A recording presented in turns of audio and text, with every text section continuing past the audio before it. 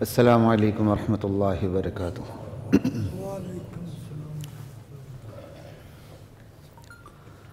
ان الحمد للہ نحمدہ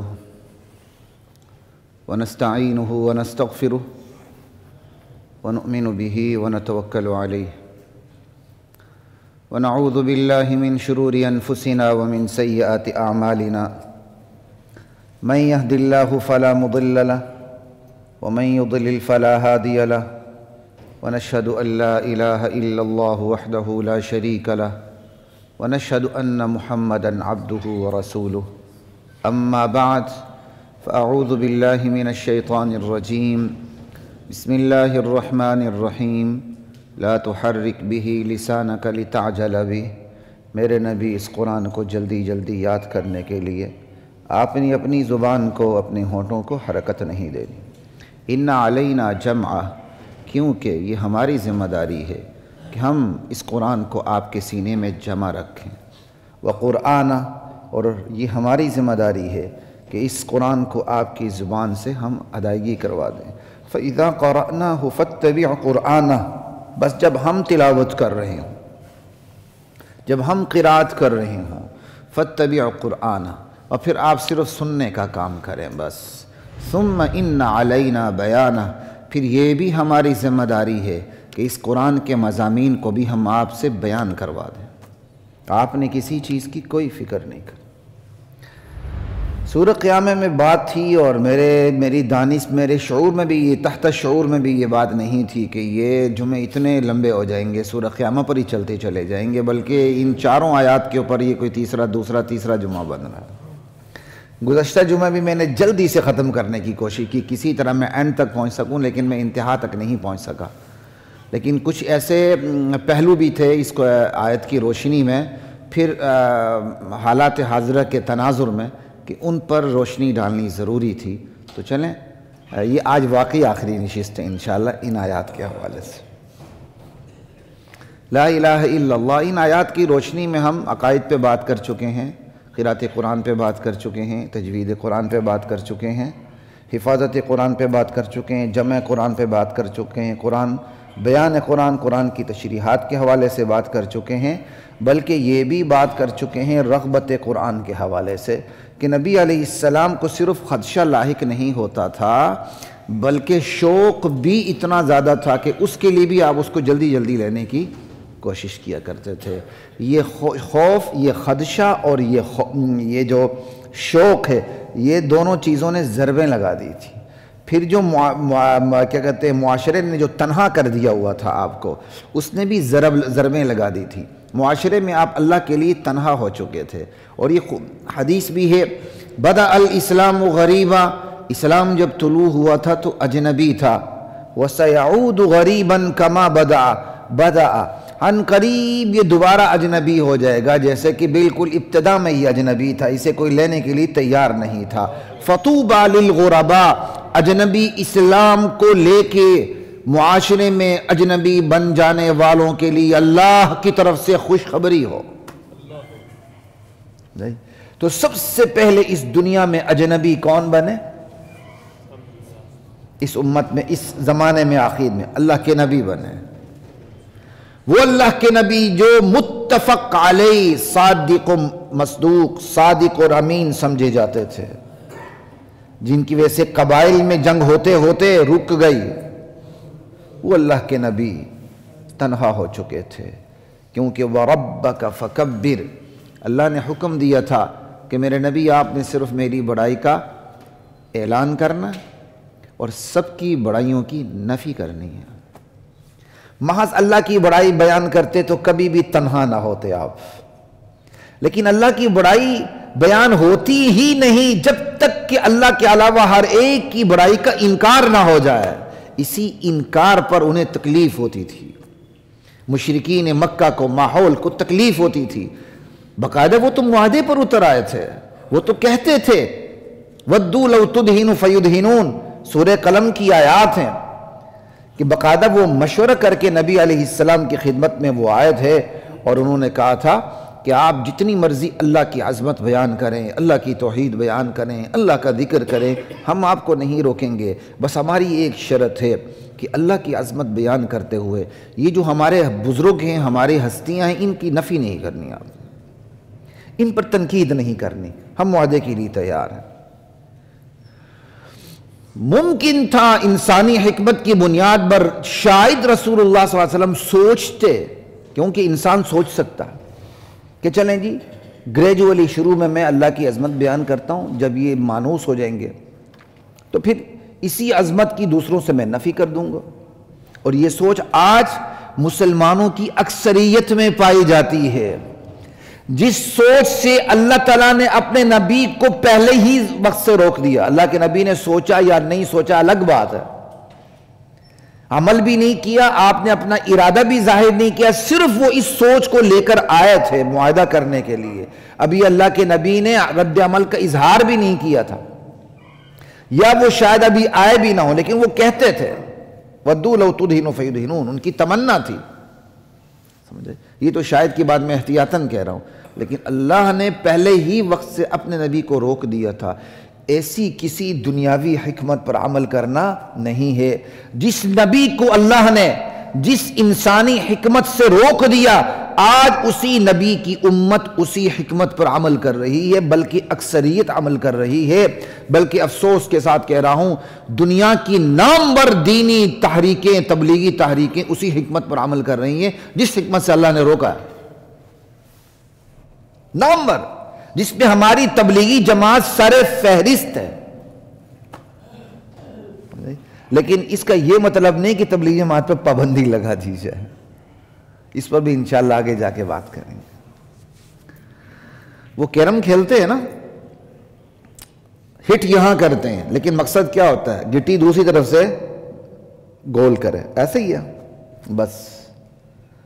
یہ غلام حکمران بادشاہوں کے ذریعے ہٹ کیا گیا ہے، لیکن وہ ہٹ اصل میں مقصد کہیں اور ہے۔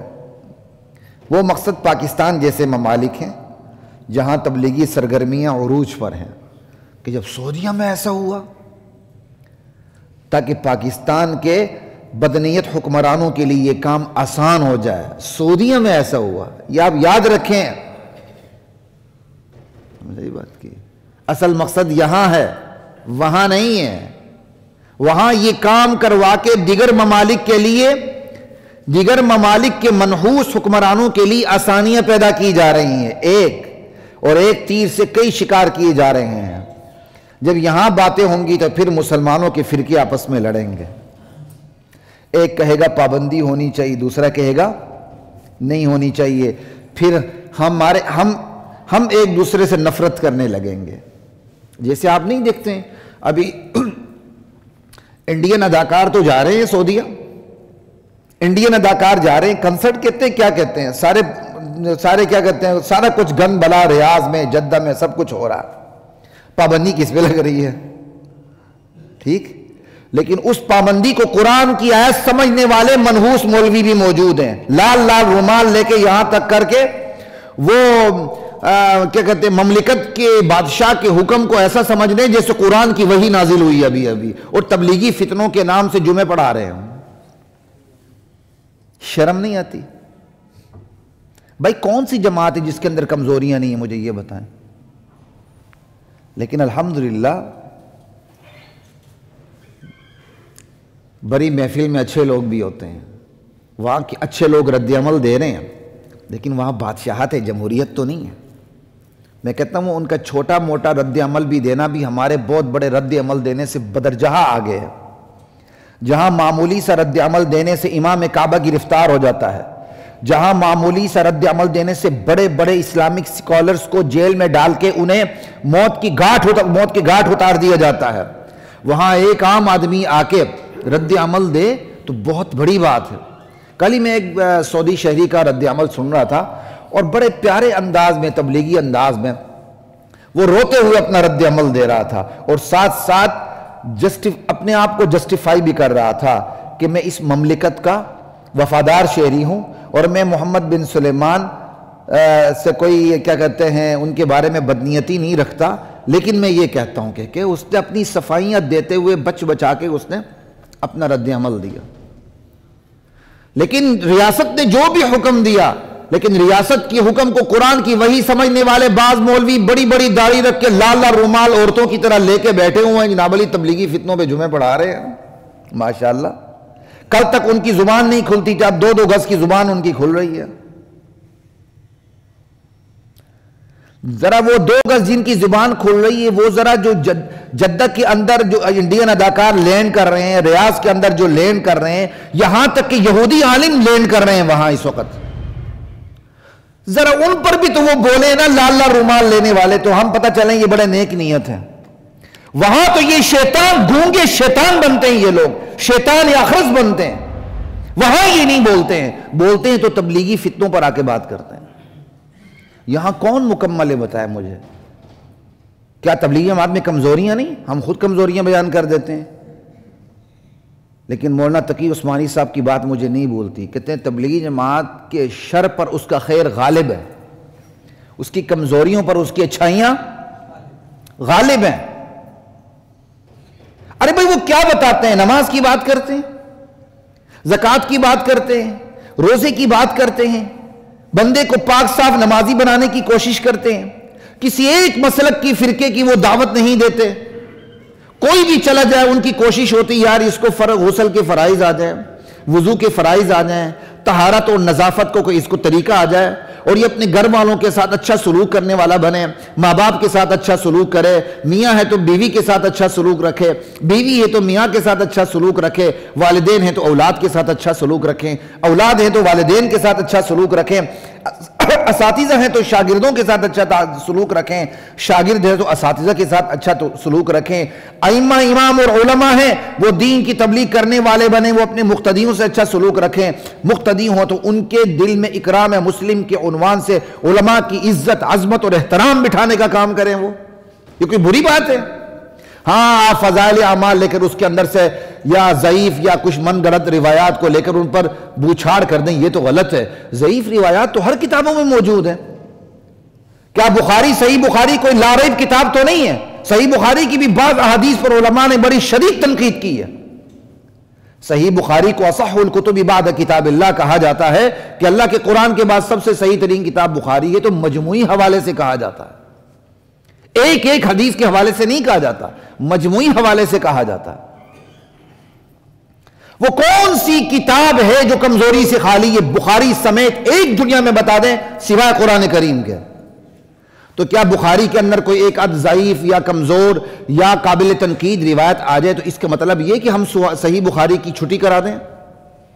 ابن ماجہ کے اندر متفق علیہ ضعیف احادیث موجود ہیں، صحاح ستہ کی کتاب ہے، تو کیا ہم ابن ماجہ کی چھٹی کروا دیں؟ جامع ترمذی کے اندر باقاعدہ ضعیف حدیثیں موجود ہیں، صحاح ستہ کی کتاب ہے، کیا ہم ترمذی کا انکار کر دیں؟ تو بھائی تبلیغی نصاب تو بہت بہت کی بات ہے. ابھی کچھ عرصہ ہوا مولانا زکریا صاحب رحمۃ اللہ علیہ نے تبلیغی لوگوں کی آسانی کے لیے چند احادیث کو سامنے رکھ کر اس کی تشریح کی، اور عربی کے اندر اردو دانوں کو پتہ نہیں چلتا، عربی کے اندر انہوں نے اس کا حدیث کا درجہ بھی بتا دیا. لیکن اس کے باوجود اس کے اندر بہت سی ضعیف حدیثیں، ہم انکار تو نہیں کرتے، نہ ہم اس کی حمایت کرتے ہیں، لیکن دین کی بنیادوں کے خلاف تو کوئی بات نہیں ہے.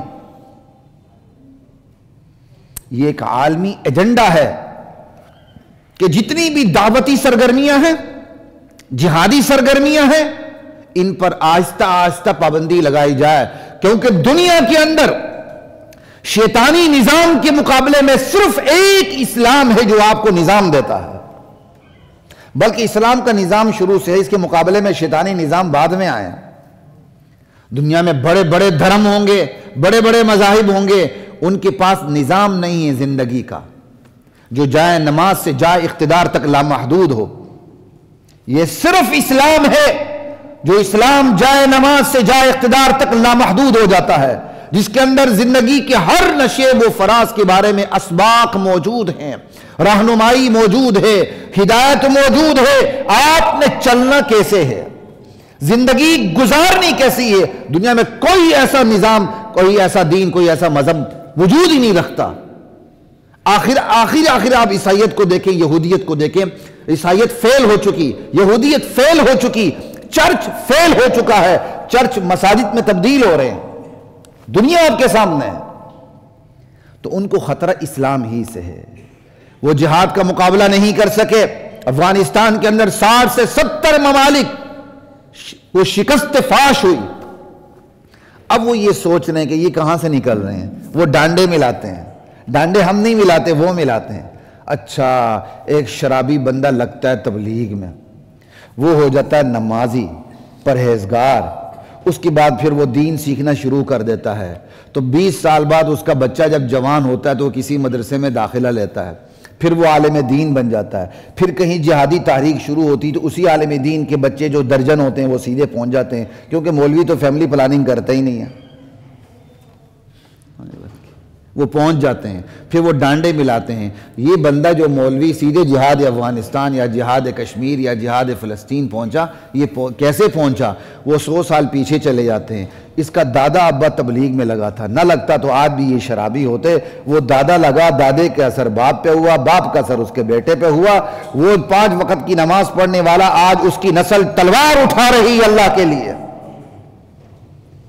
وہ ڈانڈے ملا کے یہاں پہنچتے ہیں، اور پھر سعودیہ کی عزت ہمارے دل میں اللہ ذوالجلال کی قسم صرف اور صرف حرمین کی وجہ سے، بس، ورنہ نہیں جانتے ہم سعودیہ کو۔ ہمارے دل میں اس کی عزت، اس کا وقار صرف حرم مدینہ اور حرم مکہ کی وجہ سے۔ لیکن اس کا یہ مطلب نہیں کہ کوئی بادشاہ آ جائے اور اسلام کے خلاف کیا کہتے ہیں احکامات صادر کرنا شروع کر دے۔ نام محمد سے کچھ نہیں ہوتا، کام محمد کے ہونے چاہیے۔ لا الہ الا اللہ، نام محمد رکھ دیں، باقی جو مرضی کام کریں، انا للہ و انا الیہ راجعون۔ خیر، بات بہت ہی لمبی ہوگی، تو کہہ رہا ہوں وہ کیرم کھیلتے ہیں کہ ہٹ یہاں کرتے ہیں، گھٹی کہیں اور سے گول اندر جا رہی ہوتی ہے۔ وہ یہی ہے کام سعودیہ میں کر کے اس کے اثرات دراصل وہ پاکستان میں دیکھنا چاہتے ہیں، جو میں آپ کو کہنا چاہ رہا ہوں۔ وہ پاکستان میں اس کے اثرات دیکھنا چاہتے ہیں۔ دیوبندی بریلوی لڑے، بریلوی اہل حدیث لڑے، یہ آپس میں لڑے، اہل سنت کے نام سے جتنے طبقے یہ آپس میں لڑے۔ اہل سنت کے علاوہ ان کو کسی اور چیز کی فکر نہیں۔ اچھا، یہ میں ببانگ دہل آپ کو کہتا ہوں۔ اہل سنت وہی ہے، اہل سنت سے مراد کوئی خاص فرقہ نہیں ہے۔ یہ پاکستانی بڑی عجیب قوم ہے، ان کو ہر چیز کی اویئرنس ہوتی نہیں ہوتی تو دین کی نہیں ہوتی۔ یہ جب ان کے سامنے اہل سنت کا لفظ بولا جاتا ہے نا، یہ خاص فرقے کو لے کے بیٹھ جاتے ہیں۔ بھائی، اہل سنت والجماعت کا مطلب ایک منہج، ایک پیراڈائم ہے۔ اہل سنت والجماعت کی ٹرمینالوجی ایک پیراڈائم کو شو کرتی ہے۔ وہ پیراڈائم کیا ہے؟ اہل سنت رسول اللہ کی سنت کو ماننے والے، والجماعت رسول اللہ کی جو جماعت صحابہ ہے ان کے نقش قدم پہ چلنے والے۔ یہ ہے پیراڈائم، یہ ہے منہج۔ اس کے علاوہ جو کچھ ہے وہ غلط ہے۔ جو رسول اللہ کی سنت کو نہیں مانتا وہ بھی غلط، جو جماعت صحابہ کو معیار نہیں سمجھتا وہ بھی غلط۔ اب اس میں اہل سنت کے علاوہ حوالے سے جتنے بھی طبقے ہیں وہ سارے فال کرتے ہیں اس کے اندر۔ ہاں، پھر آپس میں اختلافات ہیں، چھوٹے موٹے بڑے، یہ وہ کوئی فرق نہیں پڑتا۔ فروعی مسائل قابل برداشت ہیں، لیکن اصولی مسائل میں اختلاف ناقابل برداشت ہے۔ لیکن اہل سنت میں کم سے کم اتنی بات تو ہے نا کہ آپ ہر ایک کی مسجد میں چلے جاتے ہیں، سمجھ آئی؟ جماعت کے پیچھے پڑھ لیتے ہیں یا اپنی نماز پڑھ لیتے ہیں، کوئی روک ٹوک نہیں، سب ایک دوسرے کو مسلمان سمجھتے ہیں، ایسے ہی ہے۔ اس سے بڑا اور کیا چاہیے آپ کو؟ کہ اب یہاں یہ ماحول آئے گا کہ وہابی اندر داخل ہو چکا ہے کہ کتے سے بھی زیادہ پلید ہے، اس کو 7 دفعہ دو؟ کیا یہ ماحول آ چکا ہے کہ چونکہ جی یہ مزار پہ گیا تھا اس کو مسجد میں یہاں آنے نہ دو؟ یہ ماحول نہ ہم آنے دیں گے، نہ ہمارا یہ معاشرہ برداشت کر سکتا ہے، نہ ہم اس کی سکت رکھتے ہیں۔ ہمارے اندر اس کی سکت نہیں ہے۔ ہاں، یہ ہمارے اندر سکت ضرور ہے۔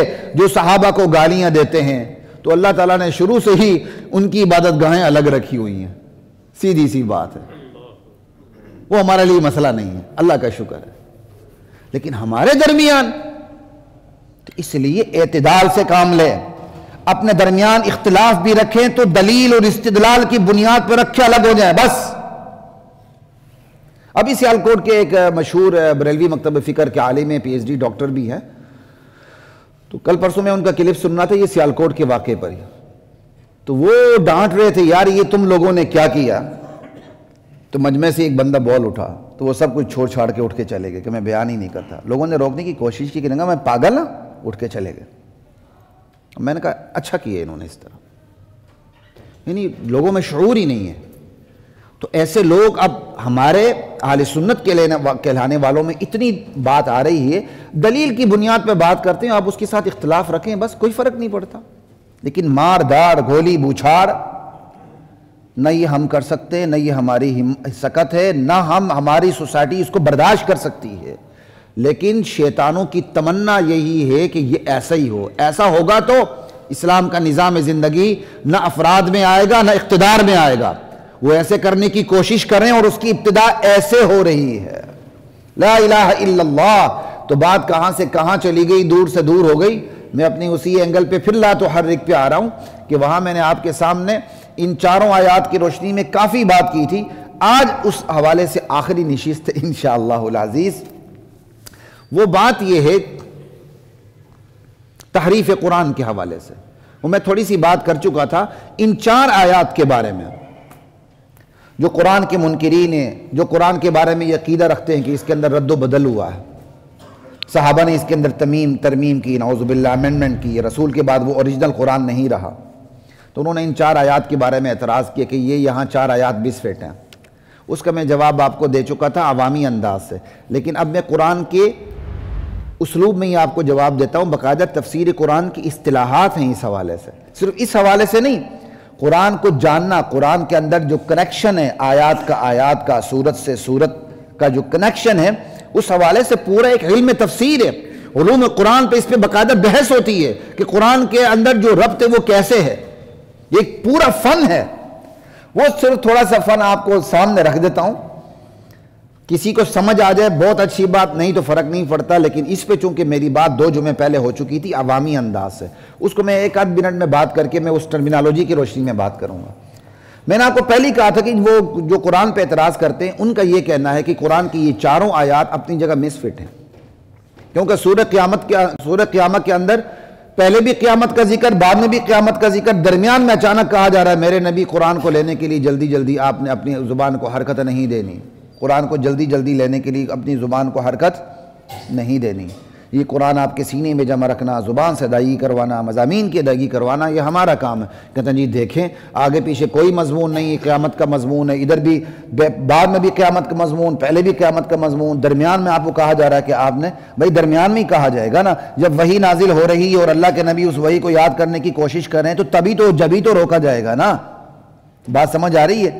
یہ آیات ٹھیک اپنے مقام پر ہی ہیں. یہ ایسا ہی ہے جیسے استاد شاگرد کو پڑھا رہا ہوتا ہے اور استاد شاگرد کو پڑھاتے پڑھاتے شاگرد کو کسی کام سے روک دیتا ہے اور جہاں سے اس نے اپنا کلام روکا تھا وہاں سے وہ دوبارہ سٹارٹ کر دیتا ہے. یہ بالکل ایسے ہی جیسے میں آپ کے سامنے بیان کر رہا ہوں. اب ایک صاحب تشریف لاتے ہیں اور پھلانگتے ہوئے اگلی صف میں آنے کی کوشش کرتے ہیں تو میں ان کو روک دیتا ہوں, نہیں صاحب آپ ادھر ہی تشریف رکھیں, جہاں سے میرا سلسلہ کلام ٹوٹا تھا میں وہاں سے پھر کرنا شروع کر دیتا ہوں, کیا فرق پڑتا. تو قرآن کریم کوئی تحریری کتاب نہیں ہے, لکھی گئی ہے اوپر, لیکن قرآن کریم کا انداز خطابی ہے. اللہ نے اپنے نبی سے خطاب فرمایا ہے, اللہ نے اپنے نبی کو مخاطبت کی. مخاطب اللہ تھے اور مخاطب اللہ کے نبی تھے. تو جب بندہ خطاب کر رہا ہوتا ہے تو یہ اسلوب ہر زبان کے اندر موجود ہے. اس پہ میں ڈیٹیل سے بات کر چکا ہوں. اب تفسیر قرآن کی اصطلاح میں اسی حقیقت کو بیان اس لیے کروں گا کہ بعض کہیں گے جی قرآن تو عربی میں ہے اور آپ اردو کی مثال دے رہے ہیں. جی یہ صرف اردو کی مثال نہیں, دنیا کی ہر زبان میں ایسے ہی ہوتا ہے. کوئی چائنیز بھی میری جگہ بیٹھا ہوگا, چائنیز میں بیان کر رہا ہوگا, آپ پھلانتے ہوئے آئیں گے تو وہ چائنیز کیا کرے گا, آپ کو روکے گا, اپنا بیان پھر سٹارٹ کر دے گا. یہاں جاپانیز کو بٹھا دیں, کسی فلپینی کو بٹھا دیں, وہ بھی یہی کام کرے گا. تحریر کا انداز زبانوں میں مختلف ہوتا ہے, جو خطاب کرنے کا انداز ہے وہ روٹین میں ایک جیسا ہوتا ہے. اسی کو میں تفسیر قرآن کے حوالے سے آپ کے سامنے 2 بڑی اصطلاحات رکھنے لگا ہوں, جس سے صاف پتہ چلتا ہے قرآن کریم کی یہ آیات اپنے مقام پر ہے. قرآن کریم کی ایک اصطلاح ہے تفسیر قرآن کی, ادخال الہی کہتے ہیں. ادخال داخل کرنے کو کہتے ہیں, الہی اللہ کو کہتے ہیں. اللہ ایک کلام کو داخل کر دیتے ہیں. کیا مطلب؟ وحی آ رہی ہوتی ہے, دوران وحی اللہ کسی اہم حقیقت کی طرف متوجہ کرنا چاہتے ہیں تو سلسلہ کلام کو روک دیتے ہیں, اور اس حقیقت کی طرف متوجہ کر دیتے ہیں، پھر سلسلہ کلام کو جوڑ کر بات شروع ہو جاتی ہے۔ اس کو تفسیر قرآن کی اصطلاح میں ادخال الہی کہتے ہیں، کوئی یہ نئی اصطلاح نہیں ہے۔ اس کی ایک مثال میں سورہ مریم سے دیتا ہوں، جا کے آپ قرآن کھولیے، آپ کو پتہ چل جائے گا۔ چونکہ جن لوگوں کو تفسیر قرآن سے ٹچ نہیں ہوتا نا، وہ قرآن پڑھتے ہوئے کئی جگہ بے ربطی محسوس کرتے ہیں، یہ قرآن کے آیات میں ربط نظر نہیں آ رہا، اور کھل کے بول نہیں سکتے کہ مولوی صاحب کفر کا فتویٰ لگا دیں گے، اور کسی عالم سے وہ تعلق نہیں ہوتا بے تکلفی کا کہ جا کے پوچھ لیں کہ جی مجھے قرآن کی ان آیات میں ربط نظر نہیں آ رہا، وہ پوچھ بھی نہیں سکتے۔ حالانکہ آپ کے اندر دینی ٹمپرامنٹ اور مزاج اتنا ہونا چاہیے، اور عالم دین جس کے ساتھ آپ کا تعلق ہے اس کا بھی علمی لیول ایسا ہونا چاہیے کہ جا کے آپ پوچھیں، بتا دیں، اگر وہ نہ بتا سکیں تو مطالعہ کر کے آپ کو بتا دیں، کیونکہ ہر چیز اس دماغ کے گودام میں ہونا ضروری نہیں ہے۔ لا الہ الا اللہ۔ اب یہ میں نے ادخال الہی کی بات کی، یہ یہاں یہ سورہ مریم سے بھی آپ کو ایک مثال دیتا ہوں۔ جب حضرت مریم حضرت عیسیٰ علیہ السلام کو گود میں لے کے آئیں، قوم نے دیکھ لیا بچے کو گود میں لے کے آ رہی ہیں، تو قوم چیخ پڑی، یا اخت ہارون، اے ہارون کی بہن، ما کان ابوکی امرأ سوء وما کانت امکی بغیہ، نہ تیرا باپ برا تھا نہ تیری ماں بری تھی۔ فاشارت الیہ، حضرت مریم نے بچے کی طرف اشارہ کیا۔ وہ کہتے ہیں کہ کیف نکلم من کان فی المہد صبیا، ہم اس سے کیسے بات کریں جو گود کے اندر ہے؟ بھئی یہی کہنا تھا، عیسیٰ علیہ السلام بول پڑے۔ یہ عیسیٰ علیہ السلام کا معجزہ ہے۔ اب یہ عیسیٰ علیہ السلام نے جو کلام کیا ہے، قرآن نے اس کو اپنا حصہ بنا دیا، لیکن ڈیورنگ کلام اللہ تعالیٰ اس کلام کو روک کے اپنا کامنٹ پاس کرتے ہیں، پھر دوبارہ تقریر شروع ہوتی ہے عیسیٰ علیہ السلام کی۔ یہ جو کلام کو روک کے اپنا کامنٹ دیا، یہ ادخال الہی ہے۔ سنیے، قال انی عبد اللہ، عیسیٰ علیہ السلام نے فوراً کہا انی عبد اللہ، میں اللہ کا بندہ ہوں، آتانی الکتاب، اس اللہ نے مجھے کتاب دے دی انجیل، وجعلنی نبیا، اور میرے امتی اللہ نے مجھے نبی بنا دیا، وجعلنی مبارکا اینما کنت، میں جہاں بھی رہوں اللہ تعالیٰ نے مجھے مبارک بنا دیا، وَأَوْصَانِي بِالصَّلَاةِ وَالزَّكَاةِ مَا دُمْتُ حَيًّا، اللہ نے مجھے نماز اور زکوٰۃ کا حکم دیا ہے جب تک میں زندہ رہوں، وَبَرًّا بِوَالِدَتِي، اور اپنی والدہ کے ساتھ مجھے نیکی کرنے والا بنا ہے۔ کیوں آپ کے والد؟ والدتی کہا، والدیہ نہیں کہا۔ وَلَمْ يَجْعَلْنِي جَبَّارًا شَقِيًّا، مجھے جبار، بدبخت اور شقی نہیں بنایا۔ وَالسَّلَامُ عَلَيَّ يَوْمَ وُلِدتُّ، جس دن میں پیدا ہوا تھا اس دن بھی مجھ پر اللہ کی طرف سے سلامتی تھی، سلامتی کی بارش ہو رہی تھی۔ وَيَوْمَ أَمُوتُ وَيَوْمَ أُبْعَثُ حَيًّا، جس دن مجھ پر موت آئے گی اس دن بھی مجھ پر سلامتی کی بارش ہو رہی ہوگی، اور جس دن میں دوبارہ اٹھوں گا مرنے کے بعد اس دن بھی مجھ پر اللہ کی طرف سے سلامتی کی بارش ہو رہی ہوگی۔ ابھی تقریر جاری ہے، اللہ تعالیٰ اس تقریر کو ادھر ہی روک دیتے ہیں، روک کے کیا کہتے ہیں؟ دیکھو میرے بندو، ذالک عیسیٰ بن مریم، یہ ہے عیسیٰ بن مریم۔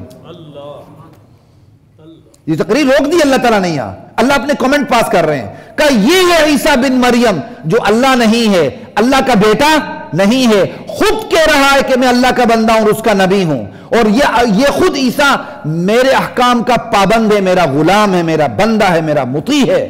قول الحق الذی فیہ یمترون، یہ وہ سچی بات ہے جس میں یہ لوگ شک کر رہے ہیں۔ ما کان للہ ان یتخذ من ولد، سبحانہ، اللہ کے لیے روا نہیں کہ وہ کسی کو اپنا بیٹا بنا لے، سبحانہ، وہ بیٹا بنانے سے پاک ہے، ہر عیب سے پاک ہے۔ اذا قضا امرا فانما یقول له کن فیکون، اللہ کی شان یہ ہے کہ جب وہ کسی چیز کا ارادہ کر لیتا ہے تو کہتا ہو جا، وہ ہو جاتی ہے۔ یہاں تک اللہ تعالیٰ نے اپنے کامنٹ پاس کیے، یہیں فل سٹاپ لگ گیا۔ آگے عیسیٰ علیہ السلام کی دوبارہ تقریر شروع ہو رہی ہے، وَإِنَّ اللَّهَ رَبِّي وَرَبُّكُمْ فَاعْبُدُوهُ، بے شک اللہ میرا بھی رب ہے، تمہارا بھی رب ہے۔ اب یہ اللہ کا کلام تو نہیں ہے، کیوں اللہ یہ کہیں گے کہ اللہ میرا رب ہے؟ تو یہ کس کا کلام ہے؟ عیسیٰ علیہ السلام کا۔ اور جن کو تھوڑی بہت گرامر سے مس ہے عربی سے، ان کو بتا رہا ہوں، یہ واو عاطفہ ہے، یہ وہی معنی دے رہا ہے جو اردو میں اور معنی دیتا ہے اور انگلش میں اینڈ دیتا ہے۔ وَإِنَّ اللَّهَ، اس کا عطف عبداللہ پر ہے۔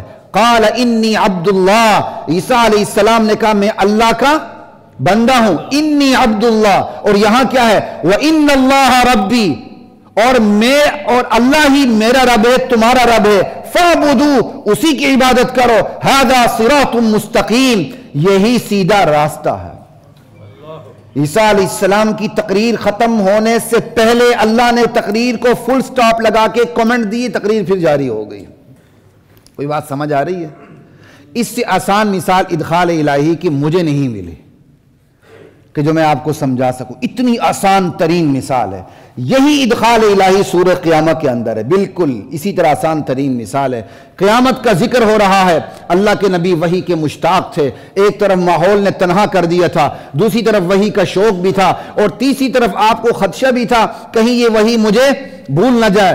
وحی آ رہی ہے اور آپ لپک لپک کر وحی کو لے رہے ہیں، یہ ایسے ہی ہے جیسے بچے کو ماں کے دودھ کی غذا کی ضرورت ہوتی ہے، ماں سینے سے لگا لیتی ہے تو وہ پھر اسی والہانہ انداز سے ماں کے دودھ کو پینا شروع کر دیتا ہے۔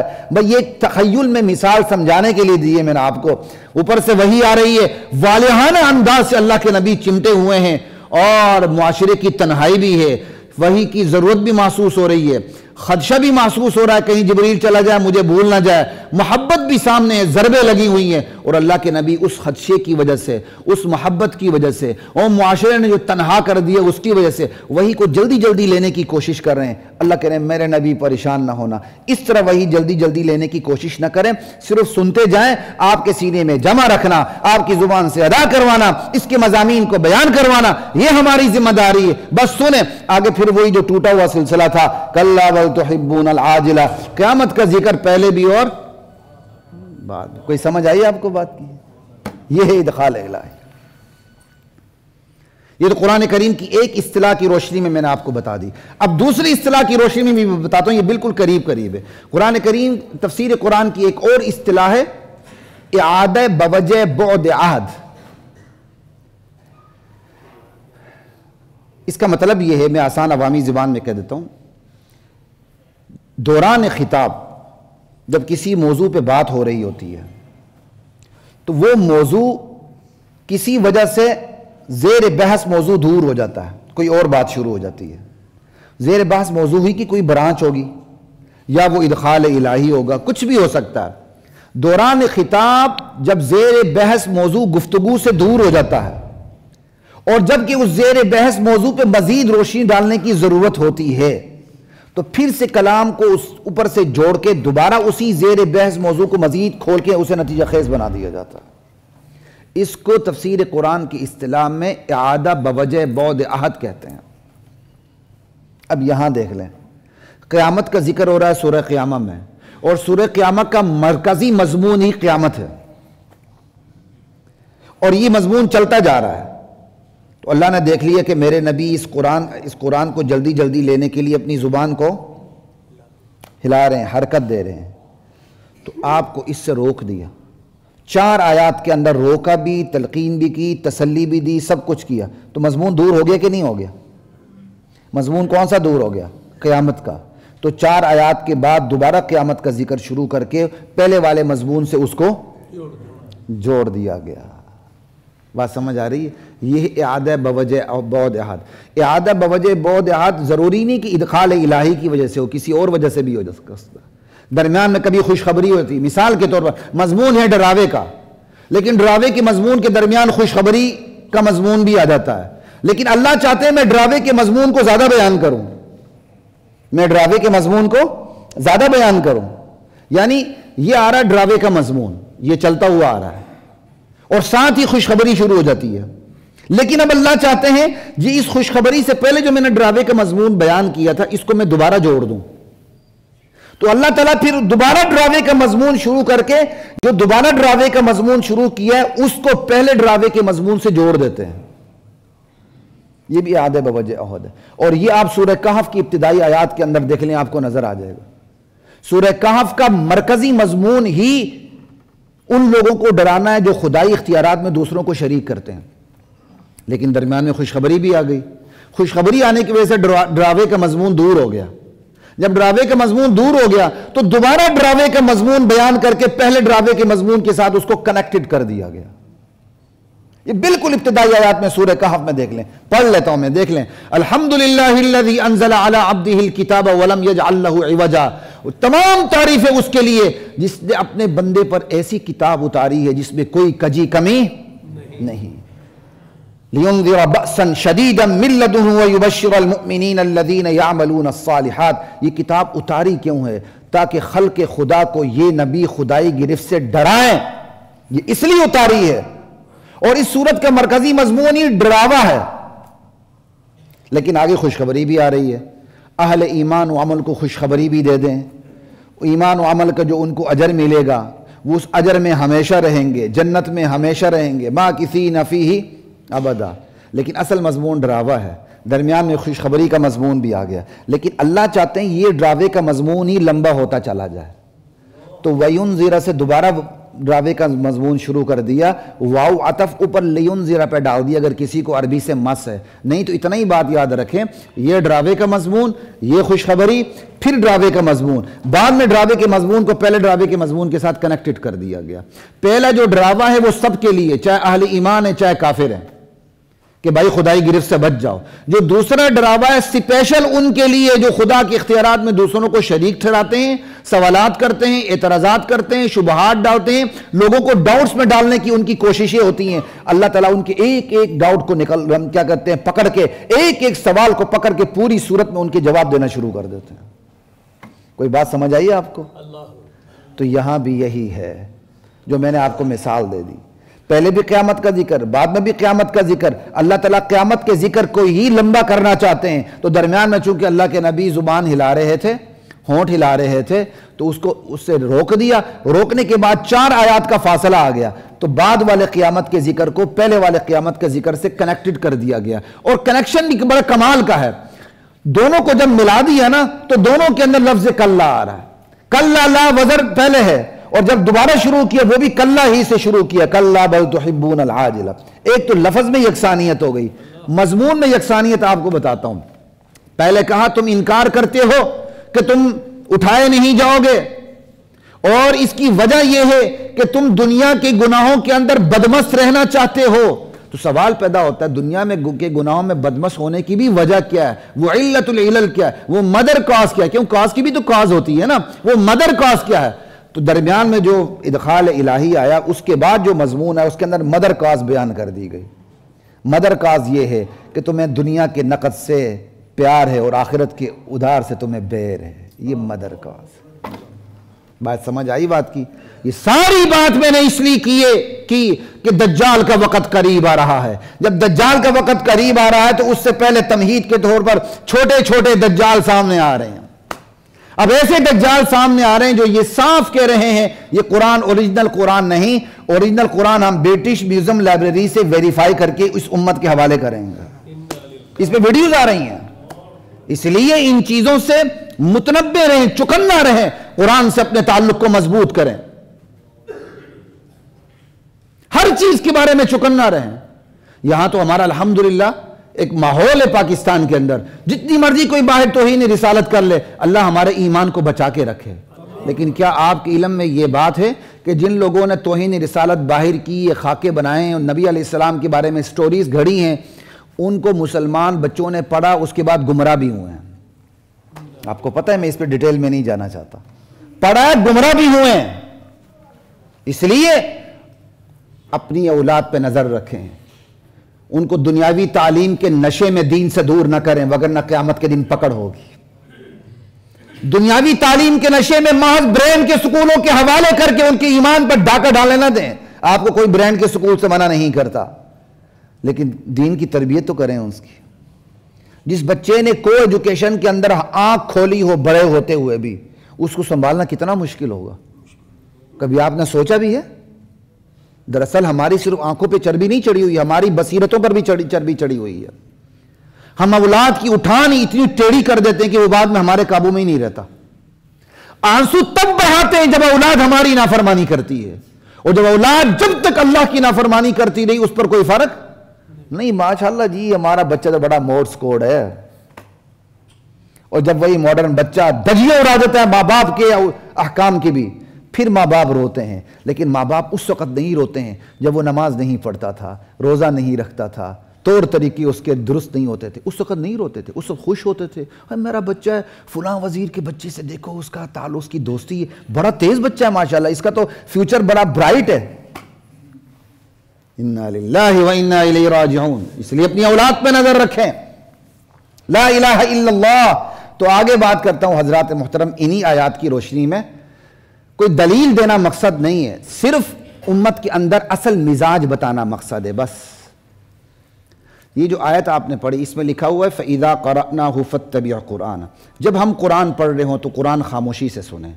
تو کیا ثابت ہوا؟ جب قرآن پڑھا جا رہا ہو تو اس وقت خاموش ہونا چاہیے۔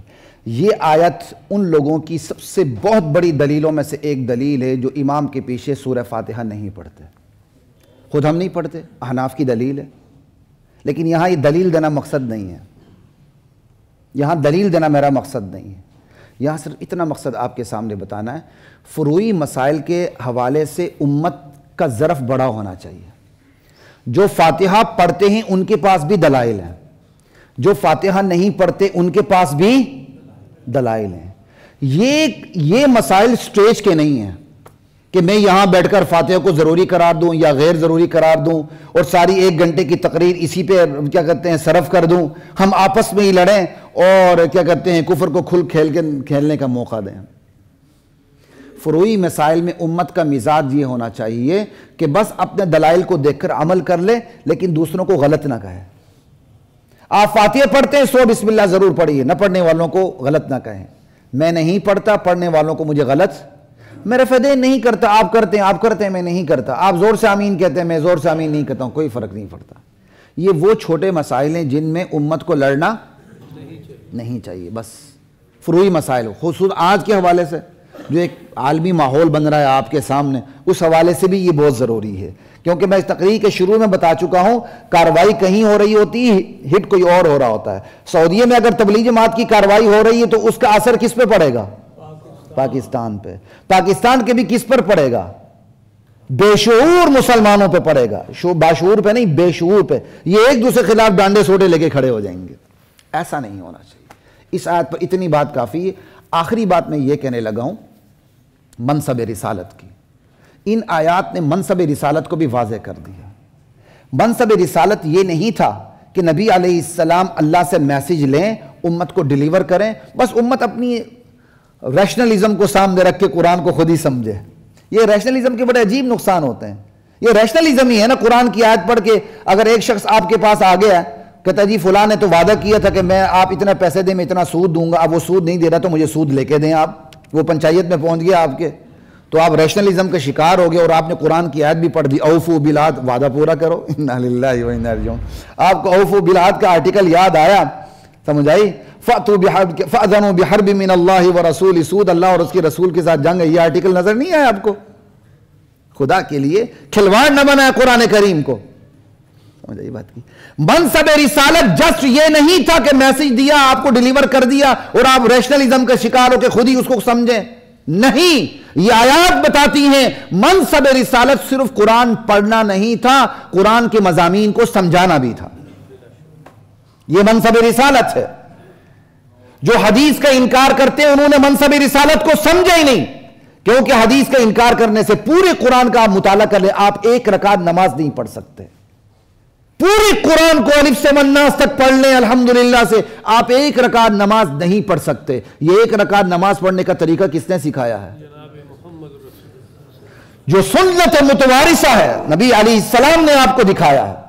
قرآن تو صرف آپ کو اقیم الصلاۃ کہتا ہے، لیکن پڑھنی کیسے، کن اوقات میں پڑھنی، کتنی رکعت پڑھنی ہے، کس سے نماز فاسد ہوگی، کس سے نماز فاسد نہیں ہوگی، کس سے سجدہ سہو آئے گا اور کن امور سے سجدہ سہو نہیں آئے گا، یہ ساری چیزیں کس نے بتائی ہیں؟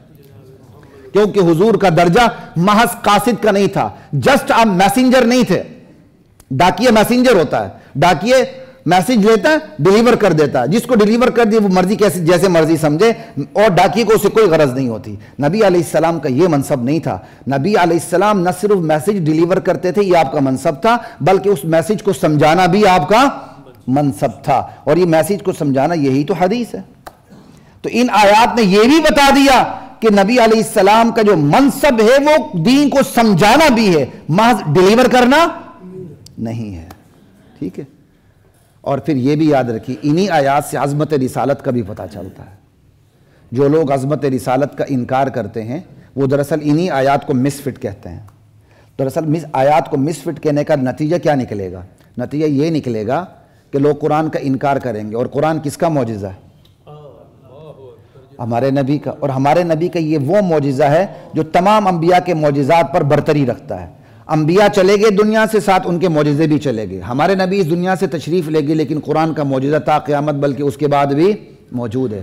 اب کوئی اگر اس قرآن کے بارے میں بات کرتا ہے کہ اس کے اندر کوئی رد و بدل ہوا ہے، تو وہ صرف قرآن کو ہٹ نہیں کرتا بلکہ وہ کس پہ ہٹ کر رہا ہے؟ عظمت رسالت کو ہٹ کر رہا ہے، کیونکہ اس سے عظمت رسالت پامال ہوتی ہے۔ انا للہ و انا الیہ راجعون۔ لیکن عظمت رسالت کے بارے میں بھی اعتدال کی ضرورت ہے، اور ہمارا معاشرہ منبر کے بعض لوگوں کی وجہ سے اور ریاستی کردار کی وجہ سے بے اعتدالی کا شکار ہو رہا ہے۔ اللہ کے نبی کی توہین برداشت نہیں ہے، یہ تو اٹل بات ہے، لیکن اس کا یہ مطلب بھی نہیں ہے کہ آپ اٹھ کے خود تلوار ہاتھ میں اٹھا کے اگلے کو جلا کے راکھ کر دیں، اس کی بھی اجازت۔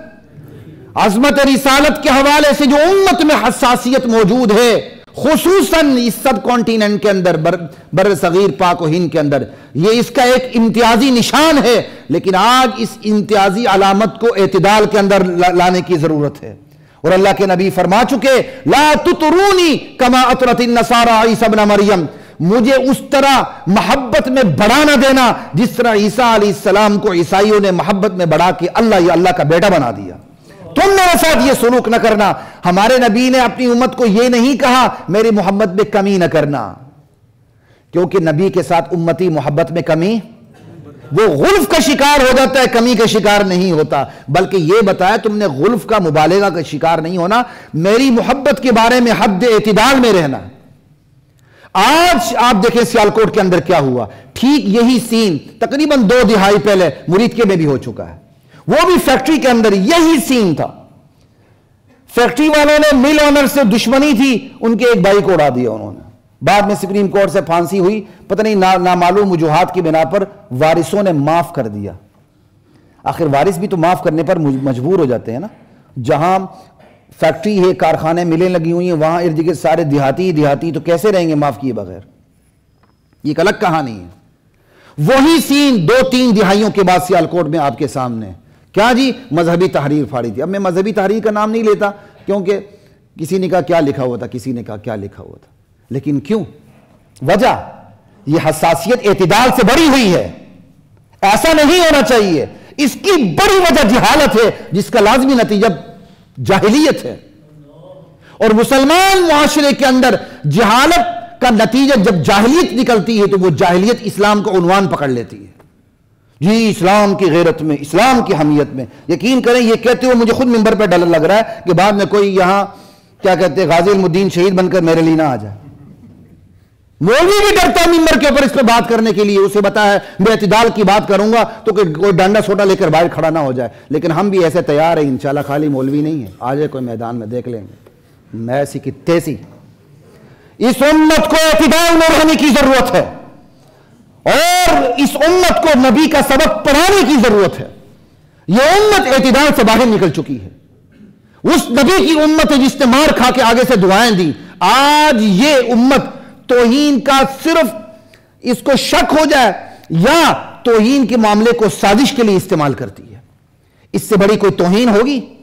دن رات آپ پکوڑے والی دکان پہ جا کے جس اخبار میں پکوڑے لیتے ہیں اس اخبار پہ محمد رسول اللہ کا نام لکھا ہوتا ہے، تو پھر آپ کا سر قلم ہونا چاہیے، کیونکہ آپ توہین رسالت کر رہے ہیں۔ یہ خیال نہیں آتا دن رات جن اخبارات کو آپ نظر گٹر کرتے ہیں اس میں اللہ کا نام لکھا ہوتا ہے، محمد رسول اللہ کا نام لکھا ہوتا ہے، تو پھر پھانسی نہیں ہونی چاہیے۔ خدا کے لیے اعتدال میں رہیں، اعتدال سے باہر نہ جائیں۔ یہاں کا جو باشعور طبقہ ہے وہ بے شعور طبقے کو اعتدال میں رہنے کا درس دے۔ اور میں کیا کروں، اس جاہلیت کا خمیر اس منبر سے اٹھا ہے، میں اور کیا بات کروں؟ یہ میری برادری کا قصور ہے، جنہوں نے اسلام کا نام لے کر لوگوں کو رسوم و رواج پر آمادہ کیا، غلط حرکتوں پہ آمادہ کیا، وہی بڑی وجہ بن کے سامنے آ گئے ہیں۔ اب اگلا سازش کے لیے بھی اسی کو استعمال کرتا ہے. پھر ریاستی کردار اس کے علاوہ ہے. ریاست نے قانون پہ کبھی عمل ہی نہیں کیا, لوگوں نے بھی اس کو مس یوز کرنے کی کوشش کی. یہ ایک الگ وجوہات ہیں, وقت ختم ہو چکا ہے. اللہ کی ذات مجھے آپ کو حد اعتدال میں رہنے کی توفیق عطا فرمائے. وآخر دعوانا الحمدللہ رب العالمین.